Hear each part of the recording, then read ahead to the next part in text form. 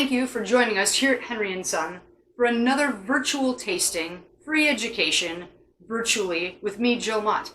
I'm extremely lucky today because my table reeks of rum in the best way possible. Today I wanted to talk about one of what I consider the most terroir-driven spirit, along with mezcal, of course, which is rum. I think rum, when it's made in a way that mimics the wine producers here that we feature, meaning, you know, they're small producers, they're growing their crop sustainably or organically, they're making small batches of wine, they're not making tens of thousands of cases, and they're also doing things as naturally as they can. Sometimes they're not diluting it, sometimes they're using only native yeast to ferment their spirit.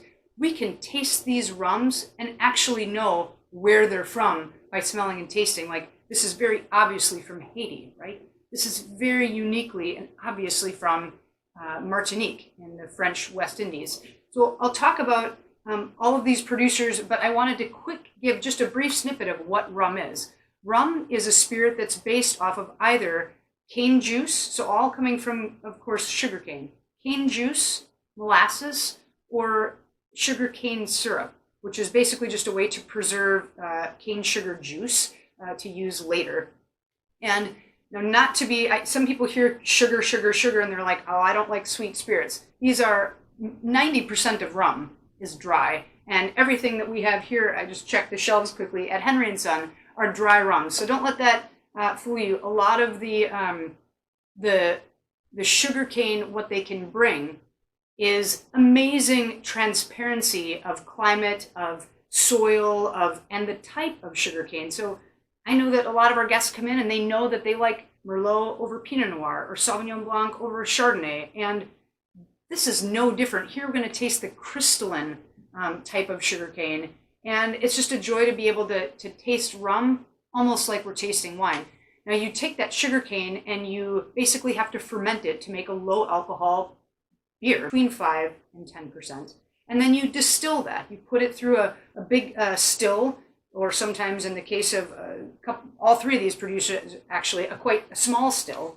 And water evaporates at 212 degrees, alcohol at about 173 plus. So what happens is you put all this stuff in a still, you fire it up with some fire or charcoal gas, and what happens is, think of water that evaporates from the environment, and then you see it on dew in the next morning in the form of dew on a blade of grass. It's the same with distillation, basically. You boil this liquid all together. The water doesn't boil off because it's 212 degrees, but the spirit does. All this alcohol and congeners and aldehydes and all these beautiful aromas, and then they condense once they're cooled into rum. And what a producer decides to do to that rum, whether they dilute it a little bit, age it in some oak, ends up becoming like amazing. So let's get started.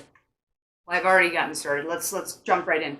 This first producer is a producer from the Pacheco family, and they are located in Michoacan, which is west of Mexico City and just south of Jalisco, tequila country, mezcal country, right?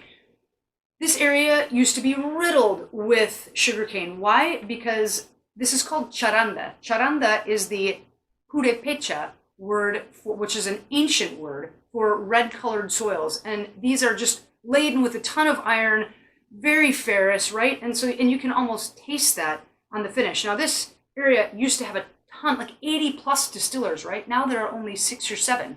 Why? Because avocados have become more popular, berries have become more popular, mezcal, of course, is quite popular.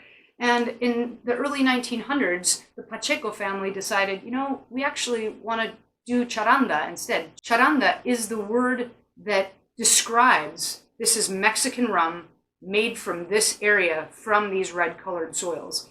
And so here the Pacheco family is distilling some amazing stuff. This is a liter bottle, really cool bottle, by the way. And Miriam is a female distiller, which is awesome. And her brother almost single-handedly were the ones responsible for taking the word charanda and being like, we need to protect this word because this is a spirit that's very near and dear to our culture.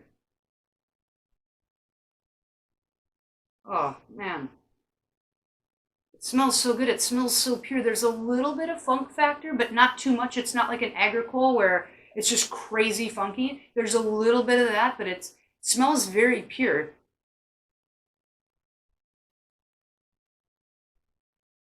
Oh, and just the right amount of that sugarcane essence comes to the fore. It like I said, it doesn't have a lot of this like super earthy, super wild, all these savory notes. It's just really quite clean, with a little bit of a rustic finish and a little bit of those iron soils that really come out on the finish. It's a great beverage. You could sip it, but also 3 rum daiquiris, folks. I'm telling you, if I haven't said it already, I will add my favorite recipe for a 3 rum daiquiri at the end of this segment.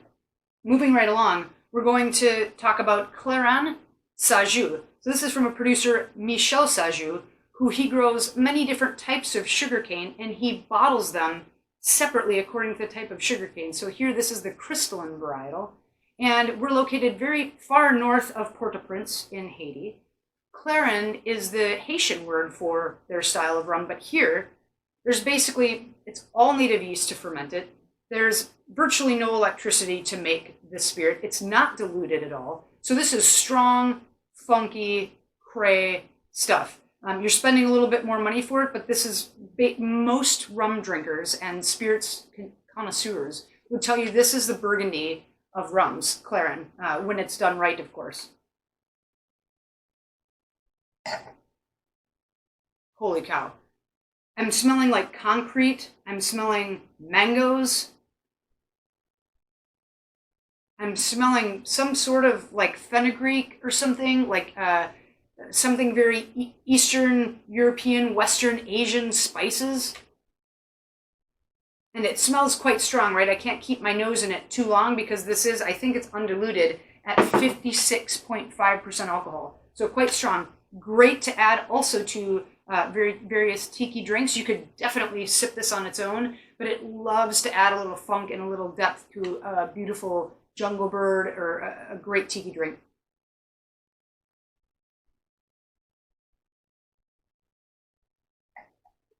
Yeah, that's what I'm talking about. It's got a cleaner palate, and actually it drinks a lot lighter than you would think at 56.5%. The finish does linger, and it's beautiful, and it's strong at first, but then it's got a cleaner palate than the nose would suggest. And just knowing how just in such small batches this is crafted, it's incredible that we're able to feature it here at Henry & Son. Another feature of Clairin is that they have to be made from non-hybridized types of sugarcane. You know that you're getting very small production, and you're getting usually like very wild esters and aromas from all these different types of sugarcane. Crystalline specifically is known for rendering very small amounts of juice.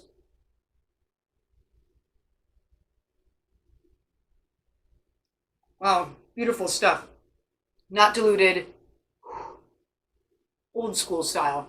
This is great stuff. Lastly, I wanted to talk about another favorite value in the shop. This is called Duquesne, which looks like Duquesne, but it's pronounced Duquesne. And here we are on the island of Martinique. So we're north of Venezuela, north of Grenada, and south of Dominica, for those of you who know the Caribbean islands. And in Martinique, they are known for rum agricole, which is rum that's made from all fermenting native yeasts, and it has to come, like Clairin, from fresh sugarcane juice. So no molasses in either of these, no fresh sugarcane syrup. This is fresh sugarcane juice, nothing more, nothing less.